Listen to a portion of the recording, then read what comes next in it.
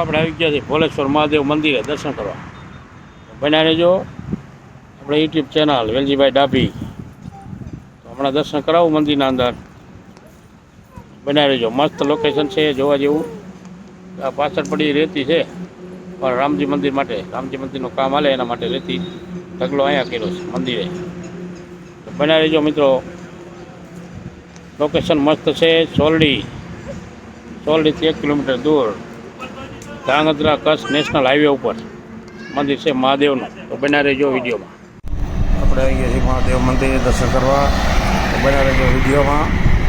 આ રોડ છે Dhrangadhra Gandhidham national highway કચ્છવાળો. તો બન્યા રહેજો વિડીયોમાં ઠેઠ સુધી. તો હવે જઈશું આપણે અંદર દર્શન કરાવી. આ મંદિરનો ગેટ છે. ગેટથી અંદર જવાનું છે આપણે. તો અહીંયા પાણવા પણ વિડીયો ઉતારે છે મસ્ત.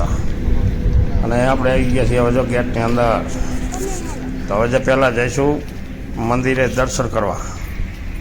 મંદિરે દર્શન કરાવું પછી બીજું આગળ તમને જણાવું ક્યાં ક્યાં શરૂઆત છે. તો બના રહેજો વિડીયોમાં મિત્રો. આ મંદિરનો પરિસર અહીંયા બધાને બેસવા માટે ઓટલો છે. સામે જો સીતરામાનું મંદિર છે, મસ્ત સીતરામાનું મંદિર. અંદર પણ નાનો ઓયડો રહ્યો એ. અને ઓલું મંદિર ભોળેશ્વર મહાદેવ મંદિર સોરડી. તો બના રહેજો મિત્રો. તો ચાલો હવે જઈએ અંદર ને દર્શન કરાવીએ પછી. તો બના રહેજો વિડીયોમાં એમ નામ. ચાલો હવે જઈએ. જો અહીંથી આ પ્રવેશ દ્વાર છે મંદિરનો. તો અહીંથી જવા છે અંદર. તો બના રહેજો મિત્રો વિડીયોમાં. જો આ બહારનો સીન છે ઉપર સુધીનો. તો હવે જઈએ અંદર, કરીએ દર્શન મહાદેવના. જય મહાદેવ, જય મહાદેવ, જય ભોળેશ્વર. તો મિત્રો અહીંથી હવે આપણે દર્શન કરીશું મંદિરમાં. જો અમારા રસિકભાઈ પણ છે, બીજા ભક્તો પણ છે. બના રહેજો વિડીયોમાં. શિવની પૂજા ચાલુ છે. ધાંગધ્રાથી પણ માણસો આવ્યા છે, ગામના પણ છે.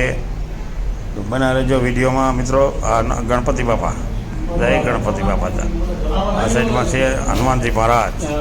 જય બજરંગબલી, જય જય બજરંગબલી. દર્શન કરી લીજો મિત્રો. જુઓ પૂજા વિધિ ચાલુ થઈ છે. સ્વયંભૂ શિવલિંગ છે અહીંયા. સ્વયંભૂ શિવલિંગ. તો દર્શન કરી લીજો મિત્રો. ઘડીએ લાભ નહીં મળે. જુઓ. તો હવે જઈએ આપણે બહારની બાજુ. તો અહીંયા નંદી મહારાજ પણ છે. કારણ કે ભોળેનાથના મંદિરની આંગણમાં જ નંદી મહારાજ હોય છે. તો અહીંયા છે આપણે પૂજારી જે પહેલાં હતા એમની સમાધિ છે. તો બના રહેજો વિડીયોમાં.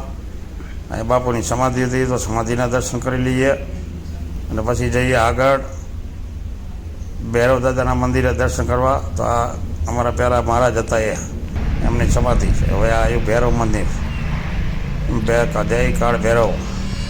કાળ ભૈરવનું મંદિર છે. તો આ મંદિરમાં પણ આપણે દર્શન કરીશું. જય કાળ ભૈરવ મહારાજ. તો મિત્રો અહીંયા દર્શન કરી લીજો કાળ ભૈરવના. કાળ ભૈરવના દર્શન પછી હવે જો આ બાપુનો રૂમ છે. બાપુનો રૂમ છે. બાપુ અહીં રહેશે પૂજારી. તો આ રૂમ એમનો છે. તો બના રહેજો. જો આ રસિકભાઈ નીકળ્યા અંદરથી. સેવા બહુ મોટી સેવા કરે છે. અત્યારમાં તો 2 વખત ગ્રાઉન્ડ વારી નાખ્યું, સાફ કર્યું. જો આ છે ધર્મશાળા. આ ધર્મશાળાનો સીન છે. તો બના રહેજો મિત્રો. જો આ મોટો મેદાન છે. અંદર કમ્પાઉન્ડ, મોટી કથા પારાયણ જે ગમે તે કરવું હોય તો પણ થઈ શકે. અહીંયા સામે દેખાય ચબૂતરો છે. અહીંયા શિવપુરાણ કદાચ વાંચવું હોય તો એને પણ સગવડ થઈ જાય એવું મોટું મેદાન છે. અને પડખે જે 2 ઓટલા દેખાય સ્ટેજ છે. સ્ટેજ જે કથાનો સ્ટેજ આપણે ગોઠવવો પડે એ સ્ટેજ અહીંયા થઈ શકે છે. ના સીટેથી જો દૂરનું લોકેશન મંદિર કેવું બતાવે છે. ઝાડવામાં બધાય છે. પીપરો છે, વડ છે, બિલ્લી છે ઘણી બધી. અને આ મંદિર. અને આપણે આવી ગયા છીએ દરવાજેથી અંદર. જો તો બના રહેજો મિત્રો. આપણે જઈએ હવે દર્શન કરવા. ફોન આપ્યો છે અમારા ભાઈના હાથમાં. ચલો મેં કીધું આપણો સીન એક લઈ લ્યો વિડીયાની અંદર. તો હવે આપણે જઈ ધીમે ધીમે દર્શન કરવા મહાદેવના. જય ભોળેનાથ, જય મહાદેવ, જય મહાદેવ, જય દ્વારકાધીશ. તો આપણે જઈએ છીએ અહીંયા. જયુભાઈ પણ અહીંયા વિડીયો ઉતારે છે. જય મહાદેવ જયું. જો અહીંથી આપણે રિટર્ન થઈ ગયા ને અહીંયા પગથિયે બેસીને આપણે દર્શન કરવાના છે. આપણે અંદર જઈ શકતા નથી એટલે અહીંયા બહાર બેઠા હોય, બહાર બેસીને સીટેથી દર્શન કરી લઈએ તકલીફના હિસાબે. આપણે કાયમ અહીંથી જ દર્શન કરવાના હોય છે. જય બાબારી, જય લખધણી, જય મહાદેવ મહાદેવ, જય ભોળેનાથ. અહીંથી બે જય ભોલેનાથ.